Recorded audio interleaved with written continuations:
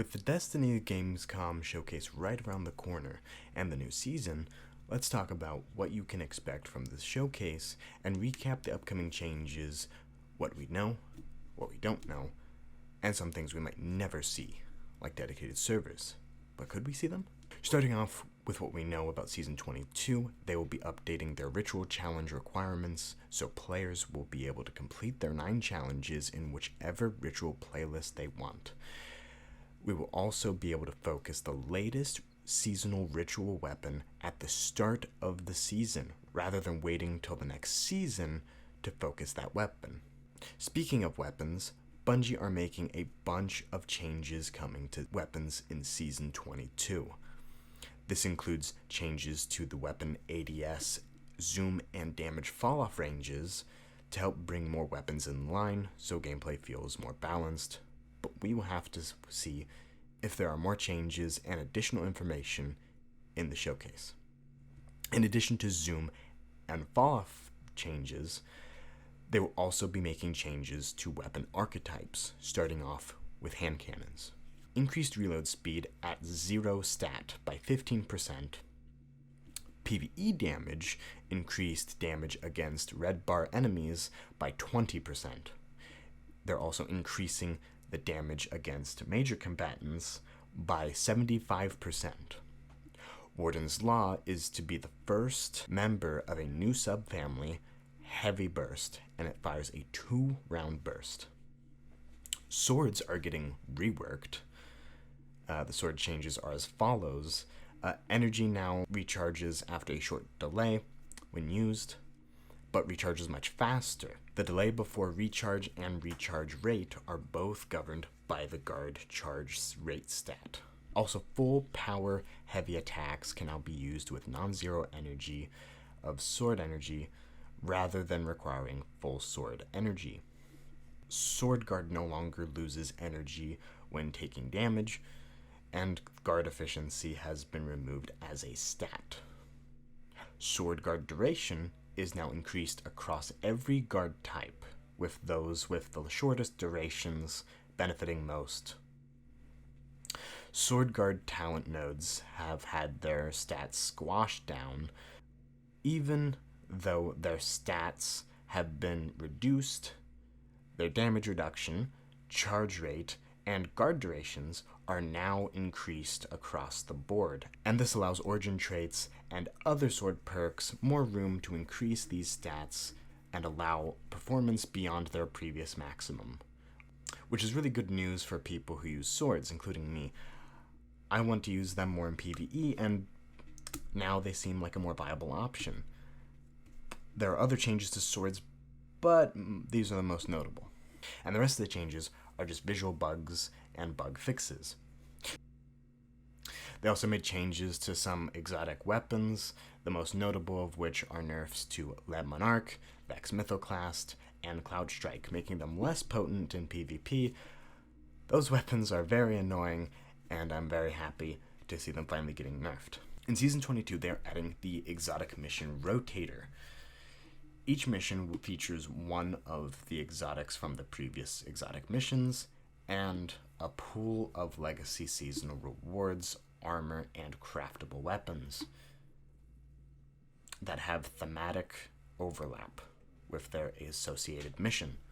Here's a list of the exotic missions and associated rewards that will be available starting in Season 22.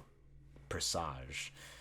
The exotic weapon is Dead Man's Tail. It is now craftable with a new trait pool. Also, the armor and craftable weapons are from the Season of the Haunted. Vox Obscura, the exotic weapon is Dead Messenger. It is now craftable with an additional trait. The armor and craftable weapons from Season of the Risen are in the loot pool. Seraph Shield, the exotic weapon is Revision 0. It is still craftable, and the armor and craftable weapons from Season of the Seraph are in the loot pool. I've been waiting for something like this for a while. I really want to play these missions again. It's so cool that they are bringing back some of these seasonal loot pools. In Season 23, we will see the arrival of the in-game LFG system. I've been waiting for a system like this for a while. I think it'll give people who haven't done endgame content a chance to play it. These are some great pieces of endgame content, and they will be able to play it for the first time. Bungie's also changing the seasonal structure. They want to make each season feel unique, but we will have to see how unique at the event. In the final shape, they will be introducing new weapon subfamilies.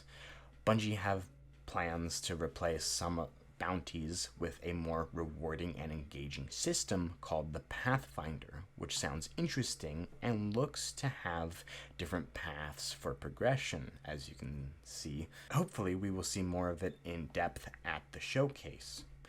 One thing we might see at the showcase is hopefully a new subclass. There was a video that showed an icon where the super icon is. That wasn't an icon we recognize. So, people think we will get a new subclass. What is it? Your guess is as good as mine. But hopefully, it is as cool as Strand was. For my PvP people out there, the Crucible updates in Season 22 will be a new map called Multiplex. A new Vex-inspired map right there. It looks pretty cool. There is that platform right there. Hopefully we get gameplay of the map on the 22nd. In addition to the map, there'll be 2 new game modes that'll be tested out in Crucible Labs.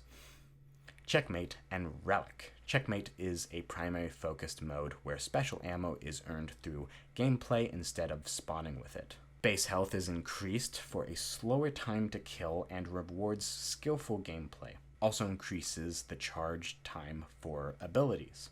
Relic is a party game mode where the players use relic weapons like the Shield of Aegis, the Synaptic Spear, and the Scythe from Season of the Haunted. I hope to see more gameplay of this at the showcase. Now to some of the more recent developments in the world of Destiny.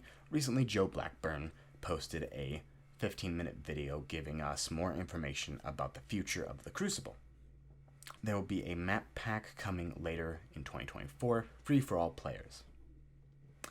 There will be new game modes. They'll be assembling a PvP strike team that will make decisions on the direction of the Crucible going forward. This comes after Bungie's state of the game, which caused more problems in the community than fixed, and it seems the 15-minute video has at least eased some of the community's concerns for now. We will have to wait and see for if there's more additional information at the Bungie Showcase. Now I want to talk about the potential reveal for dedicated servers coming to Destiny. I know this is a long shot, but we know that Bungie's new game, Marathon, is getting dedicated servers. I think this would be a good time to announce something like that. I feel like they have the resources to make it happen, but maybe that's just a distant dream. What do you think about all this? And what do you hope to see at the Bungie Gamescom event? And what's your favorite change coming to Season 22? I know mine are those juicy sword changes.